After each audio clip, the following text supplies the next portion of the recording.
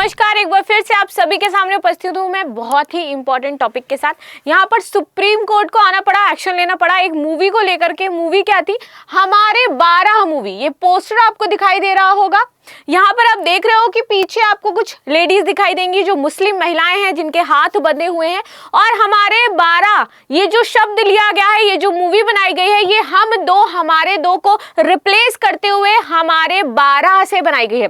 तो इसी को लेकर के बहुत ज्यादा विवाद छिड़ गया है। अब आप कहोगे कि हमारे यूपीएससी में इस मूवी का क्या लेना देना, लेकिन आपका मेंस में क्वेश्चन पूछे जाते हैं जब हम एथिक्स की बात करते हैं, जब हम जीएस पेपर 4 की बात करते हैं। तो इसीलिए मैंने आपके लिए क्वेश्चन भी रख रखा है कि आप सभी मुझे इस क्वेश्चन का आंसर जरूर दीजिएगा। और क्वेश्चन क्या है सामने आपके स्क्रीन पर कि समाज में व्याप्त कुरीतियों को उजागर करने में भारतीय सिनेमा की भूमिका के योगदान को स्पष्ट करते हुए भारत की सांस्कृतिक विविधता और वैश्विक आकांक्षाओं के संदर्भ में इसकी प्रासंगिकता पर चर्चा कीजिए। आपको लग रहा होगा ना कि नॉर्मल हम जो मूवी देखते हैं मूवी ही तो है, इससे क्या क्वेश्चन बन सकता है। लेकिन आप सभी को पता होना चाहिए जो मूवी होती है वो हमारे समाज का आईना होती है। एक तरीके से हमारे समाज को आईना दिखाती है, जो प्रॉब्लम्स हैं सोसाइटी में उनको उजागर करती है।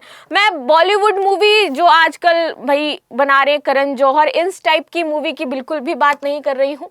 मैं उन मूवीज की बात कर रही हूँ जहां पर आपको वाकई हमारे जो सामाजिक मुद्दे हैं, जो महिलाओं से रिलेटेड प्रॉब्लम्स हैं, वो देखने को मिलती हैं। ठीक है, कई बार मूवी में इतनी कंट्रोवर्सी हो जाती है कि मामला सुप्रीम कोर्ट तक चला जाता है। ऐसा ही कुछ हुआ हमारे 12 मूवी के साथ कि मामला ये सुप्रीम कोर्ट यहाँ पर एक्शन लेना पड़ा। और इस मूवी में 1-2 कोर्ट नहीं बल्कि 3-4 कोर्ट इन्वॉल्व हो गए हैं।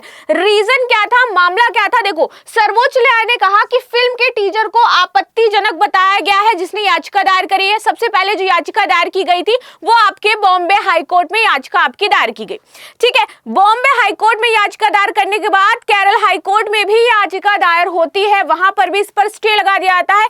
फाइनली उसके बाद यहाँ पर क्या होता है कि मूवी बॉम्बे जो हाईकोर्ट था वो तो कह देता है कि ठीक है आप जो है रिलीज कर दो, लेकिन फिर केरल मना कर देता है कि नहीं नहीं रिलीज होनी चाहिए। वहां से जब स्टे हटता है तो दोबारा से याचिका दायर की जाती है और अब मामला पहुंच जाता है हमारा सुप्रीम कोर्ट। सुप्रीम कोर्ट को इस मूवी में अपना इन्वॉल्वमेंट दिखाना पड़ता है, बताना पड़ता है। और सुप्रीम कोर्ट ये कहता है कि जब तक हाई कोर्ट अपने इस स्टे के मामले को, इस याचिका को निपटा नहीं लेता है बॉम्बे हाई कोर्ट, तब तक इस मूवी का रिलीज जो है वो नहीं हो सकता है। ठीक है, यहां पर ये बात कही गई है।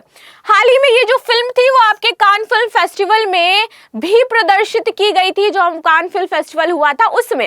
ठीक है, चलिए आगे देख लेते हैं इसमें क्या चीजें थी। तो जैसे मैंने बताया कि सर्वप्रथम क्या होता है, बॉम्बे हाईकोर्ट में अजहर बादशाह तंबोली द्वारा याचिका दायर की जाती है।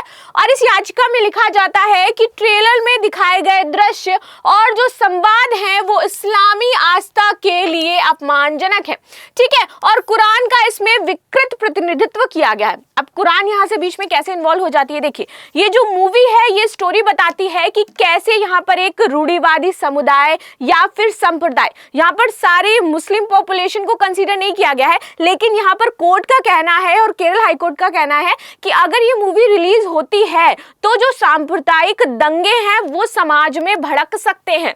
रीजन जैसे मैंने बताया कि हर एक मूवी क्या होती है, समाज के परिदृश्य को आप सभी के सामने प्रदर्शित करती है, आईना होती है। आप क्यों एनिमल मूवी को लेकर के आप देखोगे कि लोकसभा राज्यसभा में बातें उठाई गई थी, उसको लेकर के विधेयक भी पास करने की बात की गई थी। क्यों कहा गया था कि यदि इस तरीके से मूवी है, उसके बाद आप देखते हो सेंसर बोर्ड भी बहुत ज्यादा एक कड़े रुख में आ जाता है, कार्य करने लगता है। उसके बाद बहुत सारी चीज़ों में आपके चेंजमेंट किए गए, आपके सोशल मीडिया अकाउंट को मॉडरेट किया गया। अब उसको हर कोई देखेगा वहां पर क्या अपलोड हो रहा है, क्या नहीं अपलोड हो रहा है, किस प्रकार से अपलोड हो रहा है, ताकि समाज में क्या हो, कोई गलत इंफॉर्मेशन ना जाए और उससे समाज में जो लोग हैं जिनकी शांति है और जो हमारा देश है वो उसकी शांति भंग ना हो। ठीक, तो अब मैंने जैसे नाम लिया एनिमल मूवी का, वो इतनी ज्यादा हिंसक मूवी थी कि उसका मुद्दा लोकसभा में उठा दिया गया।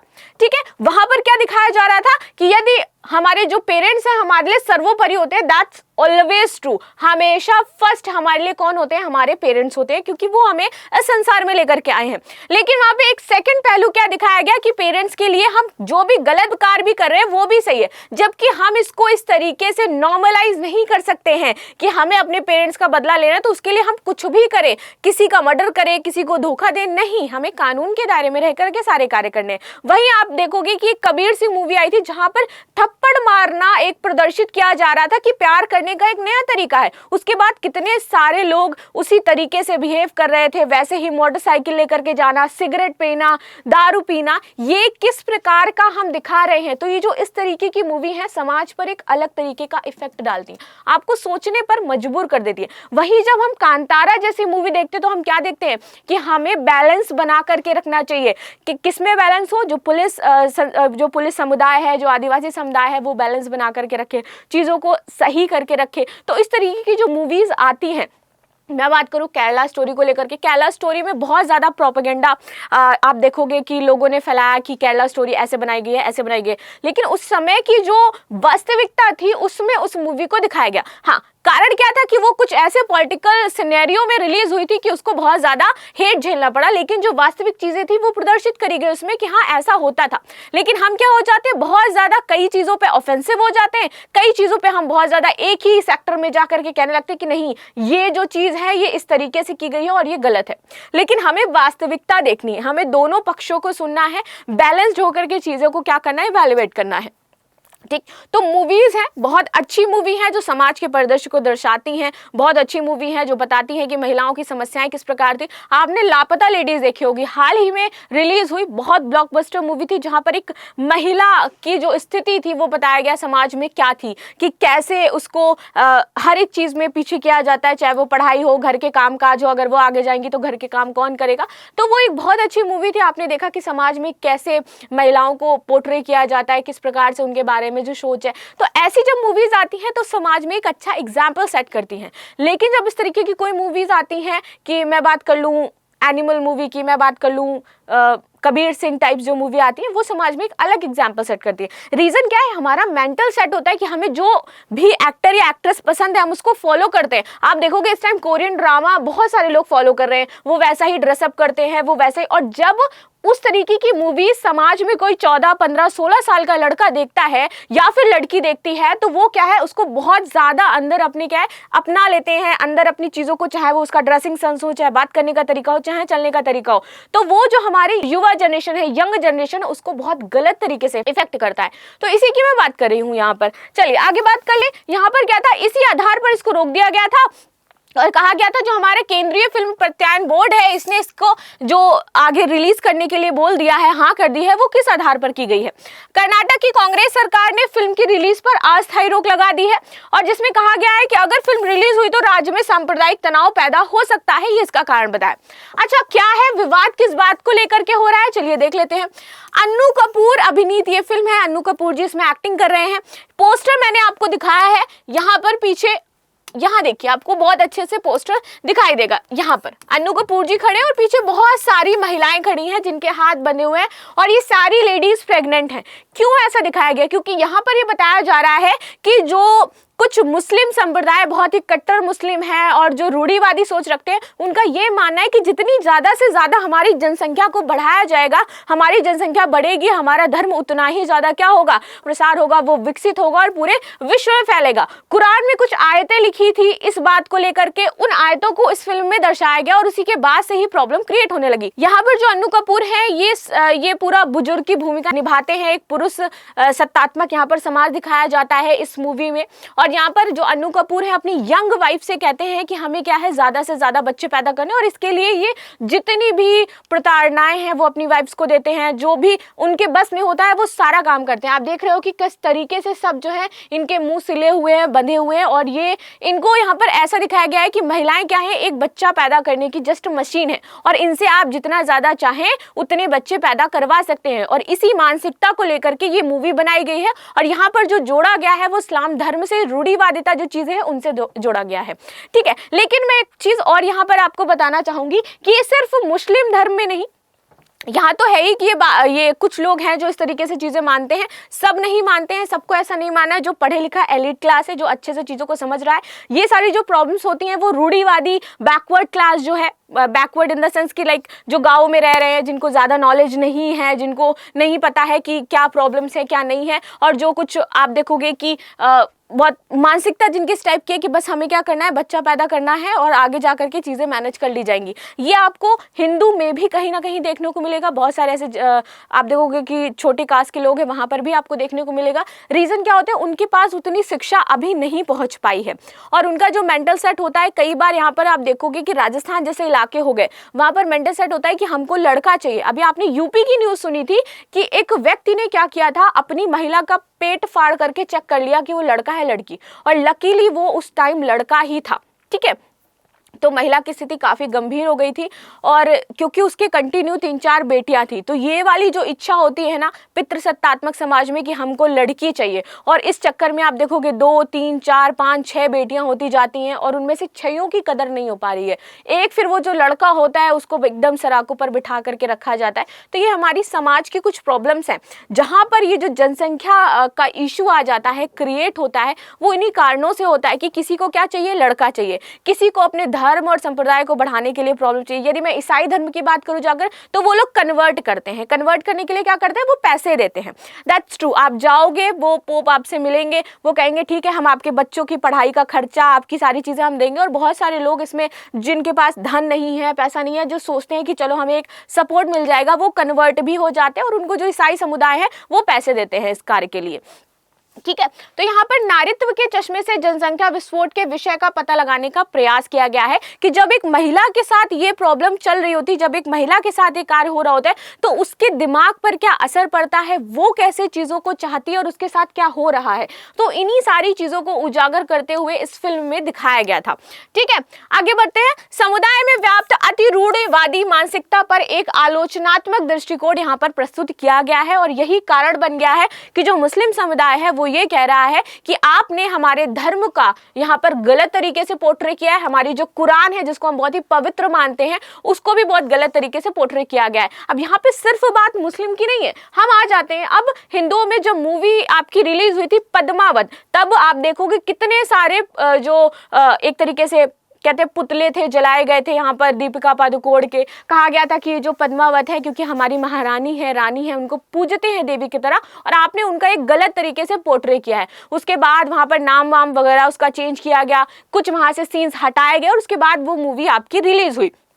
तो ये किसी मैं ये नहीं कहूँगी कि हमेशा सिर्फ एक मुस्लिम समुदाय को लेकर के मूवीज़ बन रही हैं या हिंदू समुदाय, ये हर एक समुदाय में होता है। हम दोनों धर्म अपने ग्रंथों का क्या करते हैं, सम्मान करते हैं और हमें भी सम्मान करना चाहिए उनका। ठीक है, अगर कुरान है तो हम कुरान का भी सम्मान करेंगे, अगर हमारे पास सामने गीता रखी है तो हम गीता का भी सम्मान करेंगे। तो वहाँ पर ये बात कही गई कि हमारे कुरान की जो आप आयतें दिखा रहे हैं, इससे क्या है, हमारी जो धार्मिक आस्था है उस पर ठेस पहुँच सकती है। वो अलग बात है कि चीज़ें यहाँ पर जो सही तरीके से पोर्ट्रे की गई हैं और शायद ये movie according to me release होनी चाहिए थी, खाली बस उसका वो जो पार्ट है कुरान का उसको हटा देना चाहिए था। That's it. ठीक है, आगे बात करते हैं।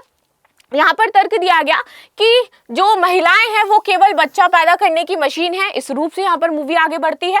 और यहाँ पर तर्क था कि यह मानसिकता गहरी धार्मिक हठ धार्मिकता, यहाँ पर जो हठ धार्मिकता वर्ड है ना, कि एक तो हम धर्म को मान रहे हैं, एक होता है कि बस हम डिवोटी है, सिर्फ मेरा ही धर्म, बाकी लोगों को हम देखना ही पसंद नहीं कर रहे हैं। यदि मैं एक हिंदू हूँ और मेरे बगल में कोई मुस्लिम व्यक्ति खड़ा भी हो जाए तो मैं कहूँगी नहीं, ये हमारे बगल में खड़ा नहीं होना चाहिए। तो इस तरीके का जो हठ धर्मिता है वो किसी भी धर्म में नहीं होना चाहिए, क्योंकि ये प्रॉब्लम क्रिएट करता है समाज में भी, सांप्रदायिकता को भी खतरे में डालता है। तो इसी रूढ़िवादी जो सोच है, हठ धर्मिता है, उसको इस मूवी में प्रदर्शित किया गया है और महिलाओं को नियंत्रित करने और उन्हें अपने अधीन करने के लिए कुछ धार्मिक ग्रंथों की अलग अलग और चुनिंदा व्याख्याओं को यहाँ पर निहित किया गया है। और यहाँ पर बताया गया है कि कैसे लिखा गया है कुरान में कि महिलाओं को, मैं अभी देखो 3 तलाक का मुद्दा था, 3 तलाक को लेकर के गवर्नमेंट ने बहुत ही अच्छा डिसीजन सुनाया था कि अब सिर्फ तलाक बोल देने से तलाक नहीं होगा।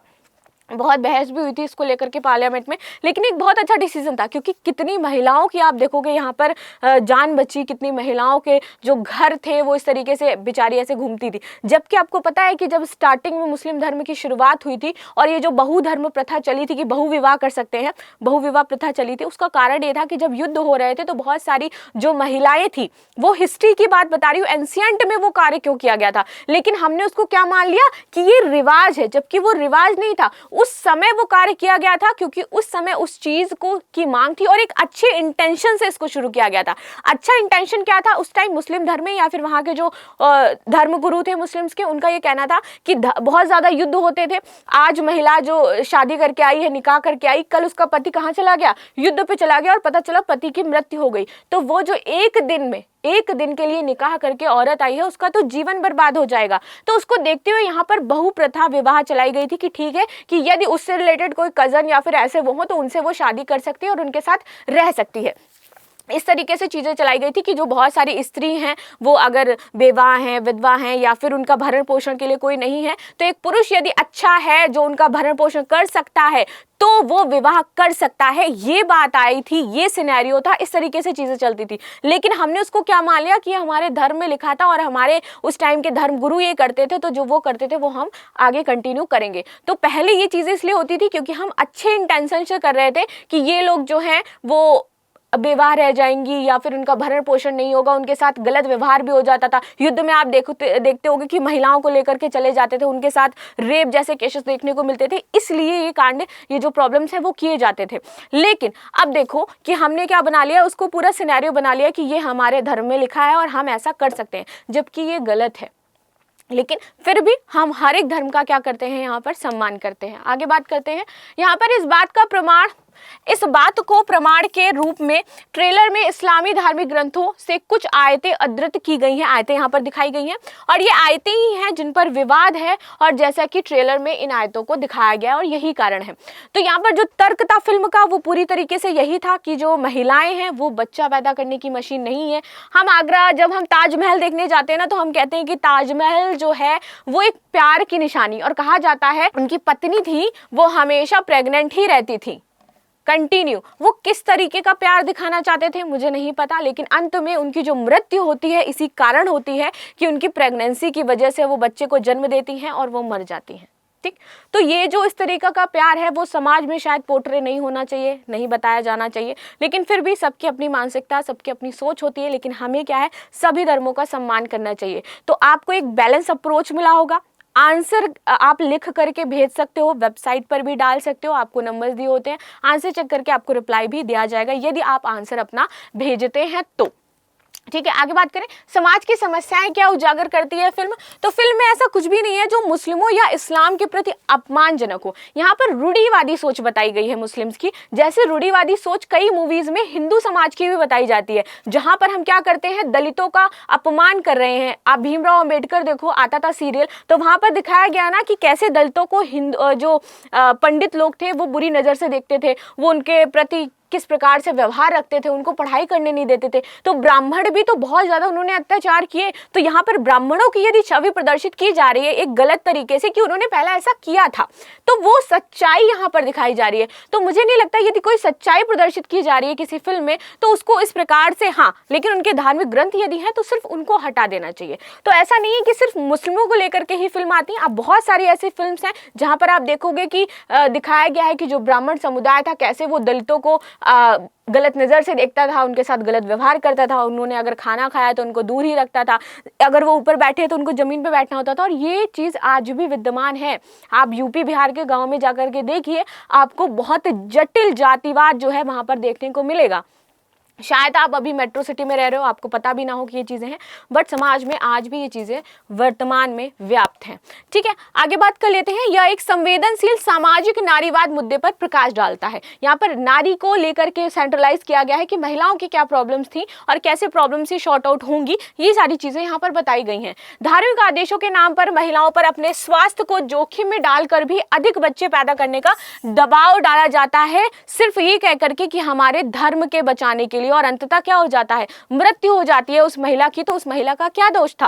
आगे बात करते हैं। इस प्रकार फिल्म में यदि कुछ भी हो तो अति रूढ़िवाद और कट्टरपंथी मुसलमानों के पाखंड को ये उजागर करती है। जैसे पंडितों के जो पाखंड है उनको उजागर किया जाता है कई बार कि वो क्या करते हैं, दलितों पर अपना एक तरीके से आधिपत्य जमाना चाहते हैं। जो इस्लामी सिद्धांतों का उपयोग महिलाओं पर नियंत्रण करने, उनके अधिकारों को कुचलने और उनकी अधीनता में लाने के लिए एक उपकरण के रूप में कर रहे हैं। अब लास्ट में मैंने इतनी सारी चीजें बताई, आपका क्या मत है मुझे जरूर बताइएगा। एक बैलेंस अप्रोच बताइएगा कि क्या इस तरीके की जो मूवीज हैं समाज में आनी चाहिए तो किस प्रकार से आनी चाहिए, और यदि कोई रूढ़िवादी है चीजें, यदि कोई प्रॉब्लम्स है तो समाज में इसको इस तरीके से पोर्ट्रे किया जाना चाहिए कि लोगों को इससे अच्छी शिक्षा मिले, ना कि कोई गलत शिक्षा मिले। हम एनिमल मूवी देखते हैं तो हम क्या सीखते हैं भाई, हम कबीर सिंह देखते हैं तो क्या सीखते हैं कि हम लड़की को थप्पड़ मार सकते हैं क्योंकि हम प्यार करते हैं। भाई अब मम्मी पापा को भी अपने प्यार करते हो तो उनको भी किसी दिन थप्पड़ मार दो, नहीं मार सकते ना, एक रिस्पेक्ट होती है। तो every relationship has a respect. आपको उस नजरिए से देखना है चीजों को, आपको ये नहीं देखना है कि हाँ ऐसे पेश कर दिया गया है तो हम इसको ला करके रख देंगे, नहीं, बिल्कुल भी नहीं। जो मूवीज होनी चाहिए वो ऐसी होनी चाहिए जो हमारे समाज की प्रॉब्लम्स को प्रतिबिंबित करती हो, हमारे समाज में कैसे बदलाव लाया जा सकता है उसको प्रतिबंधित करती हो, और हमारे समाज में बदलाव की लहर ला सके, ऐसे उनमें कैपेबिलिटी हो। ये मूवीज होती हैं। मूवीज ये नहीं होती हैं कि हम एनिमल देख रहे हैं, हम कोरियन सीरीज देख रहे हैं तो हम उसी ड्रेसअप में आ गए, नहीं, क्योंकि ये प्रभावित करती हैं अपने माइंड को। आप चाहे ना चाहें आप प्रभावित होंगे। साथ ही साथ बता देना आप लोगों की फेवरेट मूवी कौन सी है। मेरी फेवरेट मूवी वैसे तो कोई भी नहीं है, बट हाँ एक मुझे जो अच्छी लगती है वो है 3 इडियट्स। मुझे पसंद है क्योंकि सोचने का नज़रिया, फुनसुक वांगडू, तो इस टाइप से मूवीज मुझे अच्छी लगती हैं कुछ कुछ। बात कर लेते हैं अब पॉपुलेशन क्या आई है, तो इंडिया में पॉपुलेशन देख लेते हैं। 2011 के सेंसस के अकॉर्डिंग बताई गई है। रिलीजन पॉपुलेशन, हिंदू की पॉपुलेशन जो है इंडिया में 79.8 है। इस्लाम की बात की जाए तो 14.2 है। इसको कई बार आप देखोगे कि कहीं कहीं पर 15 भी लिखा हुआ है। क्रिश्चियनिटी की बात करें तो 2.3, सिखिज्म की बात करें तो यहाँ पर 1.7, बुद्धिज्म की 0.7, जैनिज्म 0.4%, अनएफिलिएटेड 0.2 एंड अदर्स 0.7 है। वहीं यदि वर्ल्ड लेवल पर मैं बात करूं जाकर के तो क्रिश्चियंस सबसे ज्यादा पाए जाते हैं, जिनकी पॉपुलेशन यहाँ पर आपको देखने को मिलेगी 31.5%। वहीं यदि मुस्लिम्स की बात करूं तो सेकंड मोस्ट पॉपुलेशन मुस्लिम्स की है 23.2%। नन की बात की जाए तो यहाँ पर पता नहीं है क्रिश्चियन है, मुस्लिम है, किस जाति से आ रहे, क्या धर्म है, तो वो आपका 16.3%। वहीं यदि हिंदुइज्म की बात करें तो 15% है। बुद्धिज्म की बात करें तो आपका यहाँ पर दिखाई देगा 7.1%। And folk religion, other religion, ये सब आपके आ जाते हैं। इनकी फोक रिलीजन की बात करें तो 5.9% है। ठीक है, तो इस तरीके से आपको शायद आज के लेक्चर से कुछ ना कुछ जरूर सीखने को मिला होगा। मिलते हैं नेक्स्ट क्लास में, तब तक के लिए धन्यवाद। लाइक एंड सब्सक्राइब करना बिल्कुल भी ना भूलें।